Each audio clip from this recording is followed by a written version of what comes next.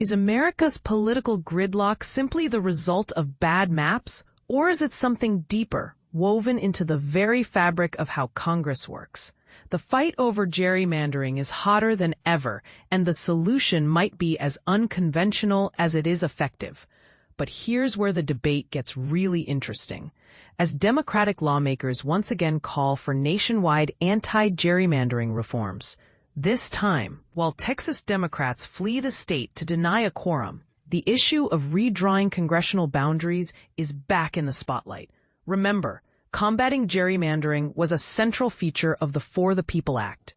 That historic legislation sailed through the House only to stall in the Senate early in President Biden's term.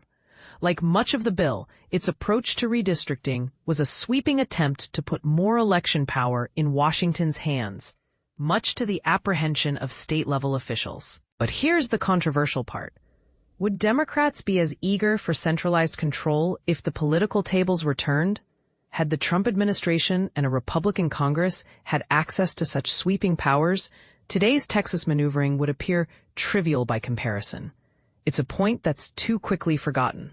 Texas Republicans have once again taken a wild ride with their new congressional map, a clear effort to keep control of the House as yet another challenging midterm looms for the ruling party. With the stakes sky high, Democrats are dusting off anti-gerrymandering rhetoric, but not moving immediately to act themselves. Instead, leading Democrats in California and New York threaten to discard their own state-level anti-gerrymandering reforms. In California, doing so means a notoriously tough campaign, putting a question directly before voters through a special referendum this fall.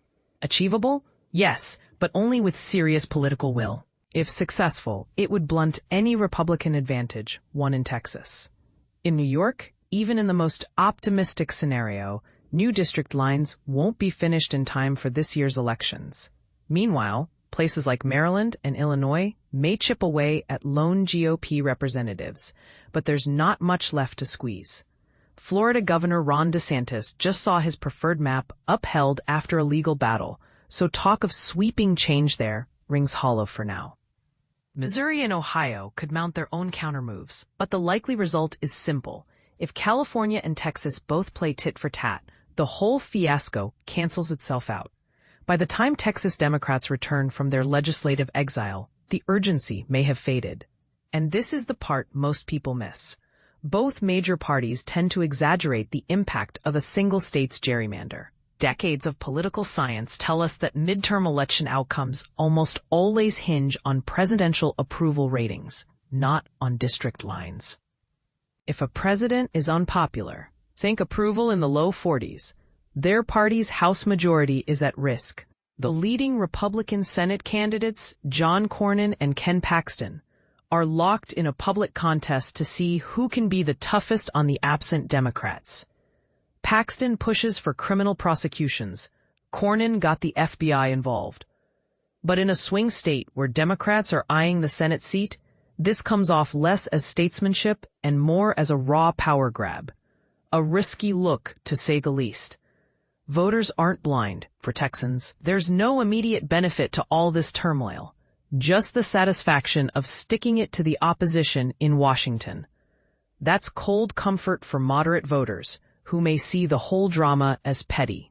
History shows such machinations often create backlash, especially since midterm elections attract smaller, but more affluent and consistent, Democratic-leaning electorates, giving Dems an advantage against the newly working-class GOP base.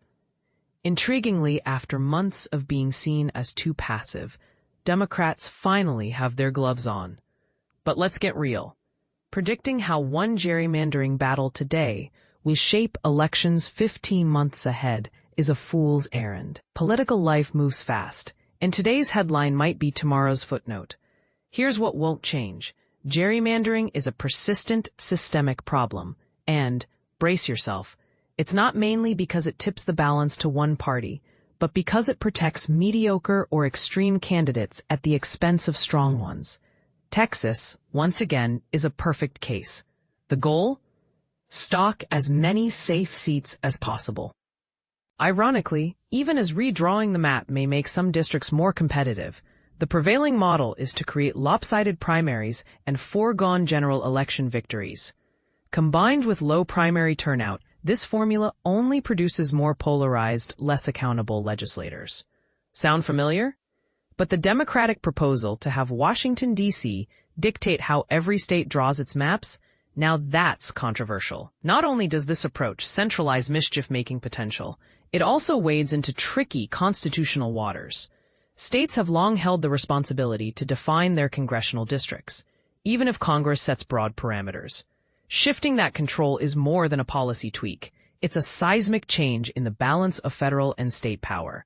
And when it comes to drawing maps, subjectivity is pretty much inevitable. You can plug all the population data in the world into artificial intelligence, set rules for compactness and communities of interest, and still end up making judgment calls that real people must defend to actual voters.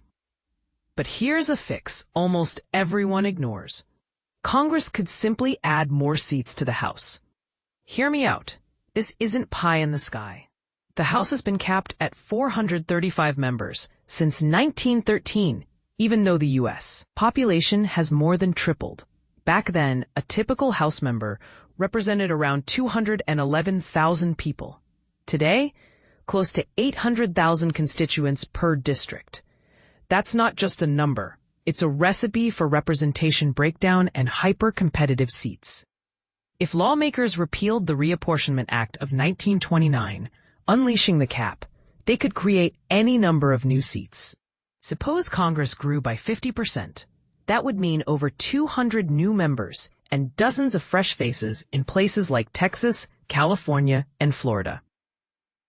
No matter how those new districts were drawn, the mere presence of more seats would water down the value of each, encouraging more competitive races and less incentive for quirky gerrymandered shapes.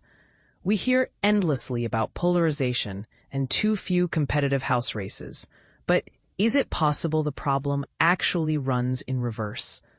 That too few competitive races create polarization rather than the other way around? Hold up. What do you think? Would adding seats to Congress, essentially making the House a lot bigger, dilute the impact of gerrymandering and give us a government that actually looks more like us? Or is that just another Washington fantasy, doomed to create chaos with hundreds of new politicians?